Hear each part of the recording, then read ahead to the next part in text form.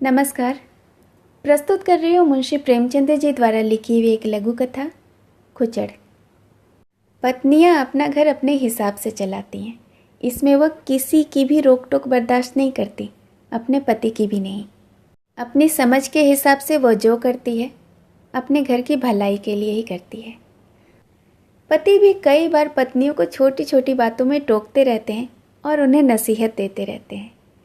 यह कहानी ऐसी ही एक पति पत्नी की कहानी है जिसमें पत्नी पति के रोकने टोकने और नसीहत देने की आदतों से तंग आकर एक बहुत ही रोचक सा रास्ता निकालती है। आप भी इस मनोरंजक कहानी का आनंद लीजिए। तो आइए सुनते हैं खुचड़। बाबू कुंदन लाल कचहरी से लौटे तो देखा कि उनकी पत्नी एक कुंजड़िन से साग भाजी ले रही है। कुंजड़िन पालक टके सेर कहती है, वह 1.5 पैसे दे रही है। इस पर कई मिनटों तक विवाद होता रहा। आखिर कुंजड़िन 1.5 पैसे पर ही राजी हो गई। अब तराजू और बाट का प्रश्न छिड़ा। दोनों पल्ले बराबर न थे। एक में पसंगा था, बाट में पूरे न उतरते थे। पड़ोसिन के घर से सेर आया। साग तुल जाने के बाद अब घाटे का प्रश्न उठा। पत्नी जी और मांगती थी और कुंजड़िन कहती थी कि अब क्या सेर 2 सेर घाटे में ही ले लोगी बहू जी। खैर आधे घंटे में वह सौदा पूरा हुआ और कुंजड़िन फिर कभी ना आने की धमकी देकर विदा हुई। कुंदन लाल खड़े खड़े यह तमाशा देखते रहे। कुंजड़िन के जाने के बाद पत्नी लोटे में पानी लेकर आई तो उन्होंने कहा, आज तो तुमने जरा सा साग लेने में पूरे आधे घंटे निकाल दिए। इतनी देर में तो 1500 का सौदा हो जाता। जरा जरा से साग के लिए इतनी ठाई ठाई करने से तुम्हारा सिर नहीं दुखता? रामेश्वरी ने कुछ लज्जित होकर कहा, पैसे मुफ्त में तो नहीं आते। यह ठीक है, लेकिन समय का भी तो कुछ मूल्य है। इतनी देर में तुमने बड़ी मुश्किल से 1 ढेले की बचत की है। कुंजड़िन ने भी दिल में कहा होगा कि कहाँ की गवारीन है, अब शायद भूल कर भी इधर ना आए। तो फिर मुझसे तो यह नहीं हो सकता कि पैसे की जगह ढेले का सौदा लेकर बैठ जाऊं। इतनी देर में तो तुमने कम से कम 10 पन्ने पड़े होते थे। कल मेहरी से घंटों सिर मारा, परसों दूध वाले के साथ घंटों शास्त्रार्थ किया। जिंदगी क्या इन्हीं बातों में खर्च करने को दी गई है? कुंदन लाल प्रायः नित्य ही पत्नी को सदुपदेश देते रहते थे। यह उनका दूसरा विवाह था। रामेश्वरी को आए अभी 2-3 ही महीने हुए थे। अब तक तो बड़ी ननद जी ऊपर के काम किया करती थी। रामेश्वरी की उनसे न पटी। उसको मालूम होता था कि यह मेरा सर्वस्व ही लुटाई देती है। आखिर वह चली गई। तब से रामेश्वरी ही घर की स्वामिनी है। वह बहुत चाहती है कि पति को प्रसन्न रखे। उनके इशारों पर चलती है। एक बार जो बात सुन लेती है वह गांठ बांध लेती है। पर रोज ही कोई न कोई बात हो जाती है और कुंदन लाल को उसे उपदेश देने का अवसर मिल जाता है। एक दिन बिल्ली दूध पी गई।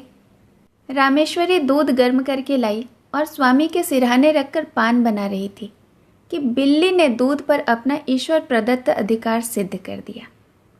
रामेश्वरी यह अपहरण स्वीकार न कर सकी। रूलर लेकर बिल्ली को इतने जोर से मारा कि वह 2-3 लुढ़कियां खाकर गिर गई। कुंदन लाल लेटे लेटे अखबार पढ़ रहे थे। बोले, और जो मर जाती? रामेश्वरी ने ढिठाई के साथ कहा, तो दूध क्यों पी गई? उसे मारने से दूध तो नहीं मिल गया? जब कोई नुकसान कर देता है तो उस पर क्रोध आता ही है। नहीं आना चाहिए। पशु के साथ आदमी भी क्यों पशु हो जाए? पशु और आदमी में इसके सिवाय और क्या अंतर है? कुंदन लाल कई मिनट तक दया, विवेक और शांति की शिक्षा देते रहे। यहाँ तक कि बेचारी रामेश्वरी मारे ग्लानि के रो पड़ी। इसी भांति एक दिन रामेश्वरी ने एक भिक्षुक को दुत्कार दिया तो बाबू साहब ने फिर उपदेश देना शुरू किया। बोले, तुमसे ना उठा जाता हो तो लाओ मैं दे दूं। गरीबों को यूं दुत्कारना नहीं चाहिए। रामेश्वरी ने त्योरियां चढ़ाते हुए कहा, दिन भर तो तांता ही लगा रहता है, कोई कहाँ तक दौड़े। सारा देश भिखमंगों से ही भर गया है शायद। कुंदन लाल ने उपेक्षा के भाव से मुस्कुरा कर कहा, उसी देश में तुम भी बसती हो। इतने भिखमंगे आ कहाँ से जाते हैं? ये सब कोई काम क्यों नहीं करते? कोई आदमी इतना नीच नहीं होता जो काम मिलने पर भीख मांगे। हाँ, अपंग हो तो दूसरी बात है। अपंगों का भीख के सिवाय और क्या सहारा हो सकता है? सरकार इनके लिए अनाथालय क्यों नहीं खुलवाती? जब स्वराज्य हो जाएगा तब शायद खुल जाए, अभी तो कोई आशा नहीं। मगर स्वराज्य भी धर्म से ही आएगा। लाखों साधु सन्यासी पंडे पुजारी मुफ्त का माल उड़ाते हैं, क्या इतना धर्म काफ़ी नहीं है? अगर धर्म से स्वराज्य मिलता तो कब का मिल चुका होता। इसी धर्म का प्रसाद है कि हिंदू जाति अभी तक जीवित है, नहीं तो कब की रसातल पहुंच चुकी होती। रोम, यूनान, ईरान, सीरिया किसी का अब निशान भी नहीं है। यह हिंदू जाति है जो अभी तक समय के क्रूर आघातों का सामना करती चली जाती है। आप समझते होंगे कि हिंदू जाति जीवित है, मैं तो उसे उसी दिन से मरा हुआ समझती हूँ जिस दिन से वह अधीन हो गई। जीवन स्वाधीनता का नाम है, गुलामी तो मौत है। कुंदन लाल ने युवती को चकित नेत्रों से देखा। ऐसे विद्रोही विचार उसमें कहाँ से आ गए? देखने में तो वह बिल्कुल भोली लगती थी। समझे कहीं सुन सुना लिया होगा, कठोर होकर बोले, क्या व्यर्थ का विवाद करती हो? लजाती तो नहीं, ऊपर से बकबक करती जाती हो। रामेश्वरी यह फटकार पाकर चुप हो गई। एक क्षण वहां खड़ी रही, फिर धीरे धीरे कमरे में चली गई। एक दिन कुंदन लाल ने कई मित्रों की दावत की। रामेश्वरी सवेरे से रसोई में घुसी तो शाम तक सिर न उठा सकी। उसे यह बेकार बहुत बुरी मालूम हो रही थी। अगर दोस्तों की दावत ही करनी थी तो खाना बनवाने का प्रबंध क्यों नहीं किया? सारा बोझ उसी के सिर पर डाल दिया। उससे एक बार पूछ तो लिया होता कि दावत करूं या ना करूं। होता तब भी यही जो अब हो रहा है। लेकिन तब वह दावत के प्रस्ताव का बड़ी खुशी से अनुमोदन करती और यह समझती कि दावत मैं कर रही हूँ। अब वह यह समझ रही है कि मुझसे बेगारी ली जा रही है। खैर, भोजन तैयार हुआ, लोगों ने भोजन किया और चले गए, मगर मुंशी जी मुंह फुलाए हुए बैठे रहे। रामेश्वरी ने कहा, तुम क्यों नहीं खा लेते? क्या अभी सवेरा है? बाबू साहब ने आंखें फाड़ कर कहा, क्या खा लूं? या खाना है या बैलों का सानी? रामेश्वरी के सिर से पांव तक आग लग गई। सारा दिन चूल्हे के सामने जली, उसका यह पुरस्कार? बोली, मुझसे जैसा हो सका बनाया, जो बात अपने बस की नहीं है उसके लिए क्या करती? पूड़ियाँ सब सेवर हैं। होंगी। कचौड़ी में इतना नमक था कि किसी ने छुआ तक नहीं। होगा। हलवा अच्छी तरह भुना भी नहीं था, कचाइयाँ आ रही थीं। आती होंगी। शोरबा इतना पतला था जैसे चाय। होगा। स्त्री का पहला धर्म है कि वह रसोई के काम में चतुर हो। फिर उपदेशों का तार बंधा, यहाँ तक कि रामेश्वरी ऊबकर चली गई। 5-6 महीने इसी तरह गुजर गए। एक दिन कुंदन लाल के दूर के संबंधी उनसे मिलने आए। रामेश्वरी को जो ही उनकी खबर मिली, जलपान के लिए मिठाई भेजी और मेहरी से कहला भेजा कि आज यहीं भोजन कीजिएगा। वह महाशय फूले न समाये, बोरिया बांधना लेकर पहुंच गया और डेरा डाल दिया। 1 हफ्ता गुजर गया, आप टलने का नाम भी नहीं लेते।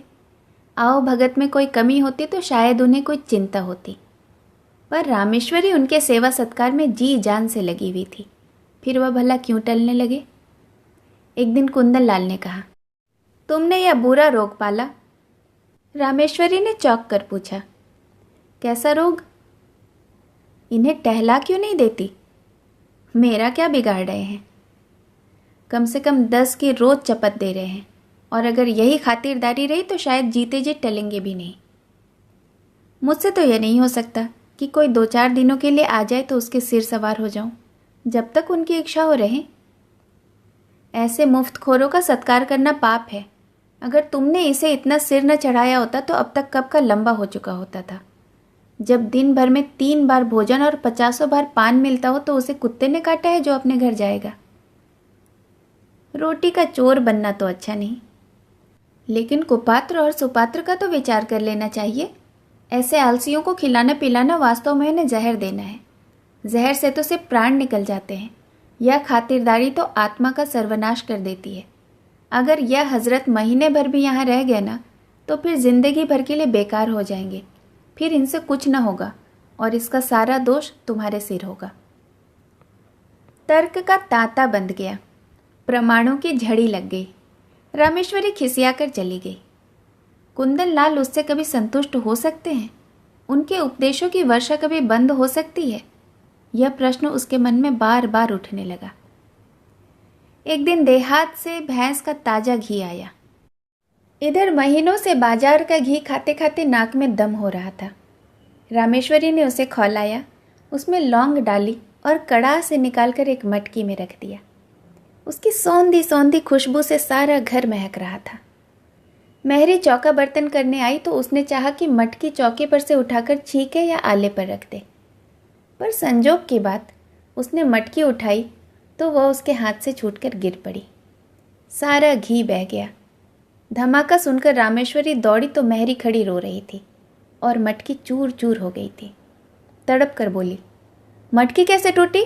मैं तेरी तलब से काट लूंगी। राम राम, सारा घी मिट्टी में मिला दिया। तेरी आंखें फूट गई थी क्या, या हाथों में दम नहीं था? इतनी दूर से मंगाया, इतनी मेहनत से गर्म किया, मगर एक बूंद भी गले के नीचे न गया। अब खड़ी बिसूर क्या रही है? जा अपना काम कर। मैरी ने आंखों के आंसू पोंछ कर कहा, बहू जी अब तो चूक हो गई, चाहे तलब से काटो चाहे जान मार दो। मैंने तो सोचा था कि उठाकर आले पर रख दूं तो चौका लगाऊं। क्या जानती थी कि भाग्य में यह लिखा है। न जाने किसका मुंह देख कर उठी थी आज। रामेश्वरी, मैं कुछ नहीं जानती, सब रुपये तेरी तलब से वसूल करूंगी। 1 रुपया जुर्माना न किया ना तो कहना। मेहरी, मर जाऊंगी सरकार, कहीं 1 पैसे का ठिकाना नहीं है। रामेश्वरी, मर जा या जी जा, मैं कुछ नहीं जानती। मैरी ने 1 मिनट तक कुछ सोचा और बोली, अच्छा काट लीजिएगा सरकार, आपसे सब्र नहीं होता तो मैं सब्र कर लूँगी। यही होगा ना कि भूखों मर जाऊंगी। जी करे कौन सा सुख भोग रही हूँ कि मरने को डरूं। समझ लूँगी 1 महीने कोई काम नहीं किया। आदमी से बड़े बड़े नुकसान हो जाते हैं, यह तो घी ही था। रामेश्वरी को एक ही क्षण में मेहरी पर दया आ गई। बोली, तू भूखों मर जाएगी तो मेरा काम कौन करेगा? मेहरी, काम कराना होगा तो खिलाइएगा, न काम कराना होगा तो भूखों मार दीजिएगा। आज से आकर आप ही के द्वार पर सोया करूंगी। रामेश्वरी, सच कहती हूँ, आज तूने बड़ा नुकसान कर डाला। मेहरी, मैं तो आप ही पछता रही हूँ सरकार। रामेश्वरी, जा गोबर से चौका लीप दे और मटकी के टुकड़े दूर फेंक दे और बाजार से घी लेती आ। मेहरी ने खुश होकर चौका गोबर से लीपा और मटकी के टुकड़े बटोर रही थी कि कुंदन लाल आ गए और हांडी टूटी देखकर बोले, यह हांडी कैसे टूट गई? रामेश्वरी ने कहा, वो मेहरी ऊपर उठाकर रख रही थी, उसके हाथ से छूट पड़ी। कुंदन लाल ने चिल्ला कर कहा, तो सब घी बह गया? और क्या, तुमने मेहरी से कुछ कहा नहीं? क्या कहती, उसने जानबूझकर तो नहीं गिरा दिया। यह नुकसान कौन उठाएगा? हम उठाएंगे, और कौन उठाएगा? अगर मेरे ही हाथ से छूट पड़ती तो क्या हाथ काट लेते? कुंदन लाल ने होठ चबाकर कहा, तुम्हारी कोई बात समझ में नहीं आती। जिसने नुकसान किया है उससे वसूल होना ही चाहिए, यही ईश्वरीय नियम है। आँख की जगह आँख, प्राण के बदले प्राण, यह ईसा मसीह जैसे दयालु पुरुष का कथन है। अगर दंड का विधान संसार से उठ जाए तो यहाँ कौन रहे? सारी पृथ्वी रक्त से लाल हो जाए, हत्यारे दिन दहाड़े लोगों का गला काटने लगे। दंड से ही तो समाज की मर्यादा कायम है। जिस दिन दंड न रहेगा, संसार न रहेगा। मनु आदि स्मृतिकार बेवकूफ़ नहीं थे कि दंड न्याय को इतना महत्व दे गए। और किसी विचार से नहीं तो मर्यादा की रक्षा के लिए ही दंड देना आवश्यक है।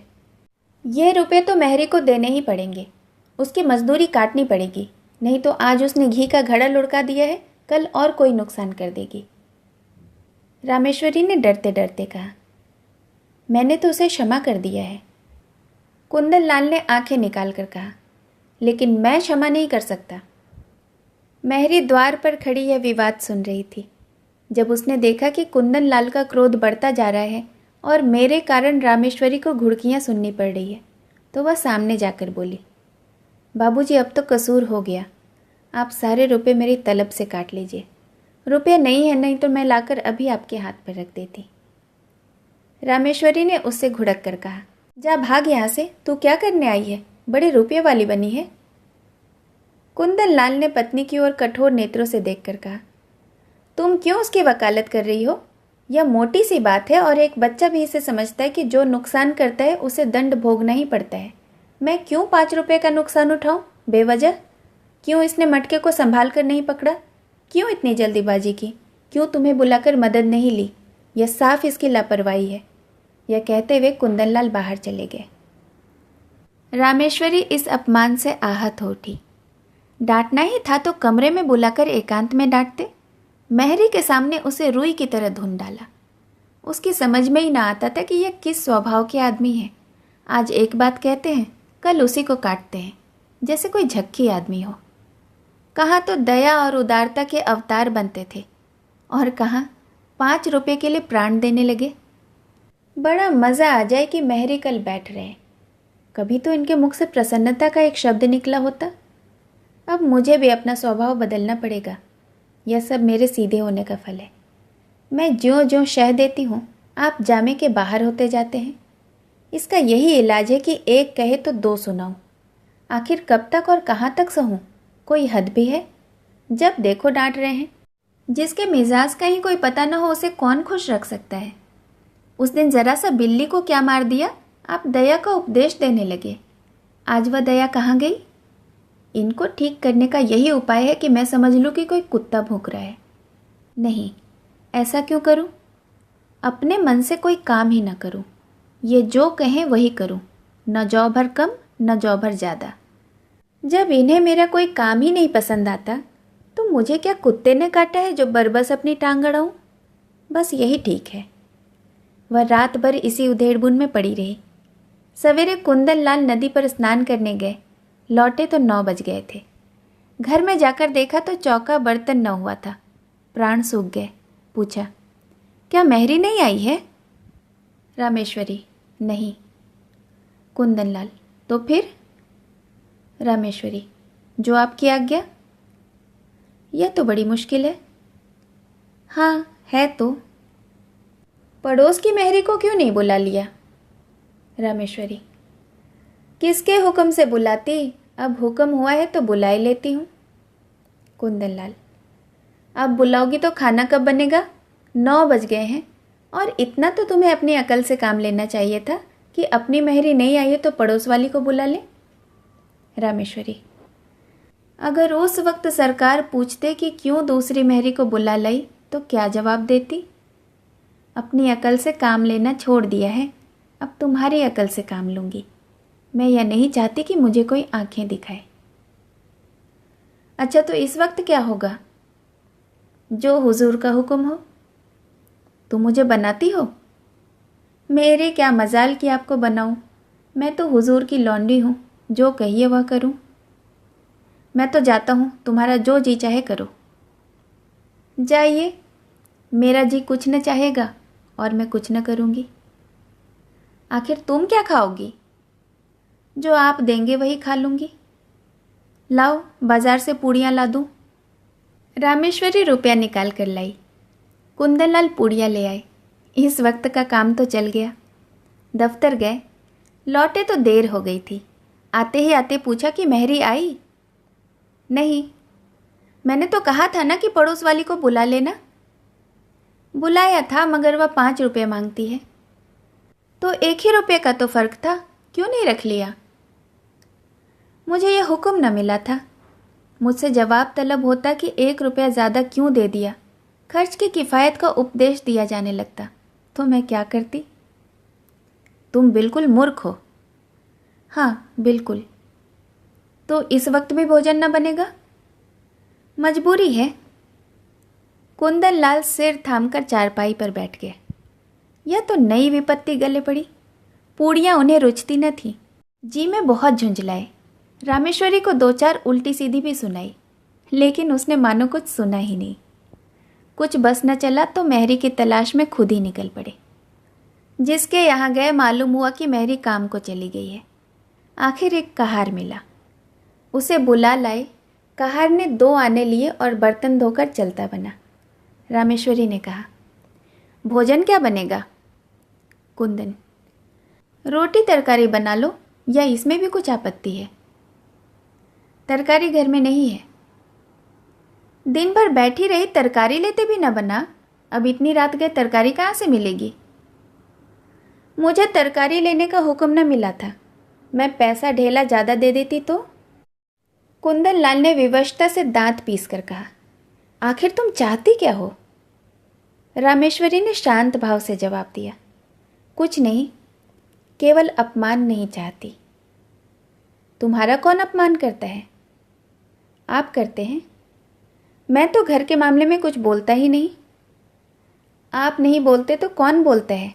मैं तो केवल हुक्म की ताबेदार हूँ। रात दाल रोटी पर कटी। दोनों आदमी लेट रहे। रामेश्वरी को तुरंत नींद आ गई। कुंदन लाल बड़ी देर तक करवटें बदलते रहे। अगर रामेश्वरी इस तरह सहयोग न करेगी तो एक दिन भी काम न चल सकेगा। आज ही बड़ी मुश्किल से भोजन मिला है। इसकी समझ ही उल्टी है। मैं तो समझाता हूँ और यह समझती है कि डांट रहा हूँ। मुझसे बिना बोले भी तो नहीं रहा जाता। अगर बोलने का यह नतीजा है तो फिर मेरा बोलना फिजूल ही है। नुकसान होगा बला से। यह तो न होगा कि दफ्तर से आकर बाजार भागूं। मेहरी से रुपए वसूल करने की बात इसे बुरी लगी थी और बेजा भी। रुपये तो न मिले, उल्टे मेहरी ने काम छोड़ दिया। रामेश्वरी को जगा कर बोले, कितना सोती हो तुम? मजूरों को अच्छी नींद आती है। चिढ़ाओ मत, मेहरी से रुपये न वसूल करना। वह तो लिए खड़ी है, शायद उसे मालूम हो जाएगा तो काम करने आएगी। अच्छी बात है, कहला भेजूंगी। अच्छा, आज से कान पकड़ता हूँ कि तुम्हारे बीच में न बोलूँगा।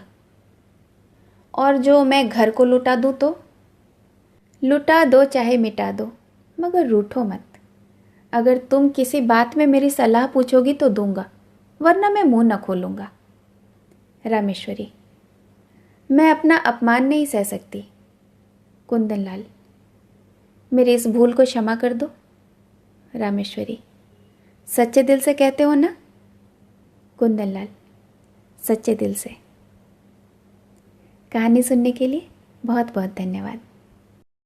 दोस्तों, अगर आप मेरे चैनल को पसंद करते हो तो इसे ज़रूर सब्सक्राइब कीजिए और हाँ, बेल आइकन प्रेस करना मत भूलिए। धन्यवाद।